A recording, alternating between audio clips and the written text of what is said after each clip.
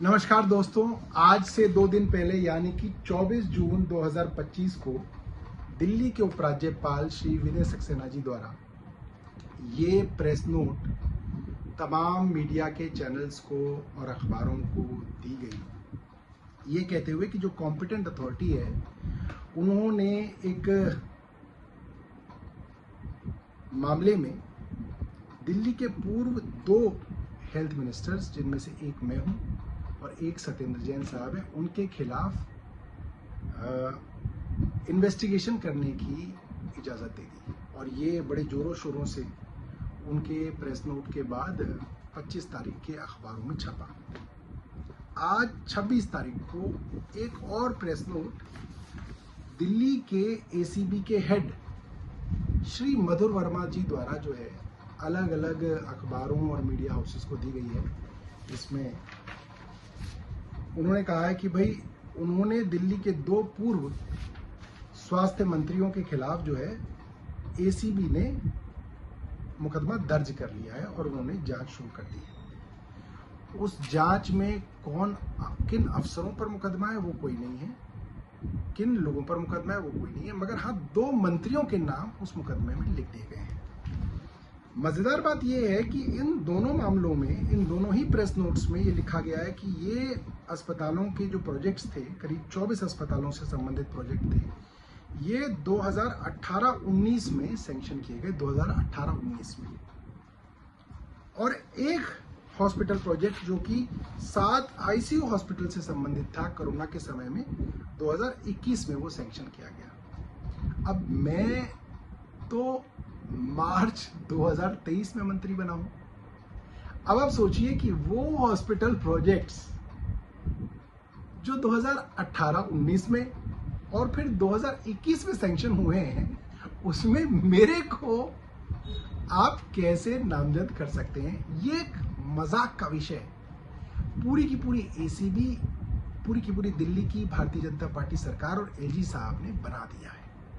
दूसरा एक और पॉइंट जो है, जो एलजी साहब ने भी अपने प्रेस रिलीज में लिखा और आज जो प्रेस रिलीज आई है मधुर वर्मा जी की, उसमें लिखा गया है कि साहब एक हॉस्पिटल इंफॉर्मेशन मैनेजमेंट सिस्टम बनना था, जिसकी अनाउंसमेंट 2016-17 में दिल्ली की सरकार ने की और वो भी नहीं बना।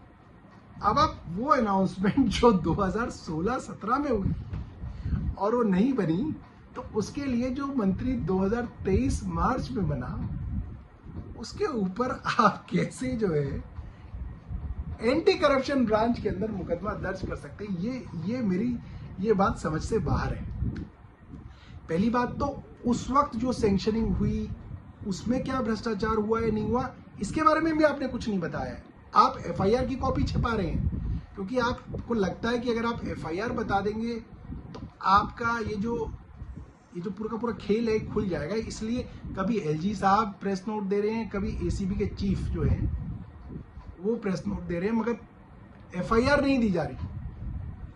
और इस तरीके की मनगढ़ंत चीजें बनाई जा रही हैं, जिससे मुझे लगता है कि इन्होंने पूरे के पूरे इन एजेंसीज को एक मजाक का पात्र बना दिया। अगर प्रोजेक्ट की डिले के लिए भी जिम्मेदारी तय होनी चाहिए तो बहुत अच्छी बात है, होनी चाहिए, मगर प्रोजेक्ट डिलेज तो सरकार के अंदर पता नहीं कितने सारे होते हैं। केंद्र सरकार की अपनी रिपोर्ट है 2023 की कि उनके 53% प्रोजेक्ट, जिसमें करीब 800-850 प्रोजेक्ट हैं, वो डिले हुए।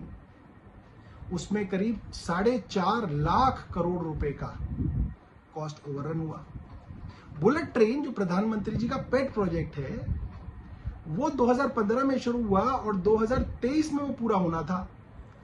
अहमदाबाद से बॉम्बे की बुलेट ट्रेन, वो पता ही नहीं है किसी को कहां है और बताया जा रहा है 2033 में शायद वो शुरू हो पाएगा। मतलब 10 साल की डिले है और प्रोजेक्ट कॉस्ट भी उसकी वजह से 90 से 100% तक बढ़ेगा। तो क्या आप प्रधानमंत्री या उनके मंत्रियों के खिलाफ मुकदमा दर्ज करा लेंगे? केंद्र सरकार के इतने प्रोजेक्ट डिले होते हैं, क्या आप उनके खिलाफ, मंत्रियों के खिलाफ मुकदमा दर्ज करते हैं करप्शन के? ये क्या मजाक है? और ये कब तक ये जो है इन झूठी खबरों से जो है आप कोशिश करेंगे कि आप दुनिया को बरगला सकते हैं। मुझे वकीलों ने कहा था कि देखिए आप इस केसेस में मत बोलिए, क्योंकि अगर आप कुछ बोलते हैं तो वो आपकी एक डिफेंस है जो बाहर हो जाती है। आपको अपनी डिफेंस जो है कोर्ट में इस्तेमाल करनी चाहिए। मगर मेरा मानना है कि एक जज साहब तो वो हैं जो कोर्ट में बैठेंगे, एक जज है जो हमारी जनता है।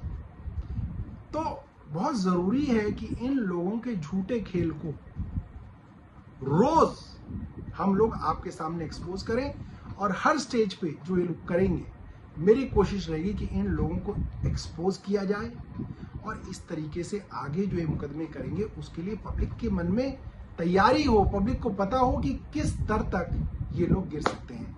बहरहाल ये वीडियो जो है मैं एलजी साहब को भी भेज रहा हूं, और मैं आशा करता हूं कि वो इसका जवाब देंगे। धन्यवाद। जय हिंद।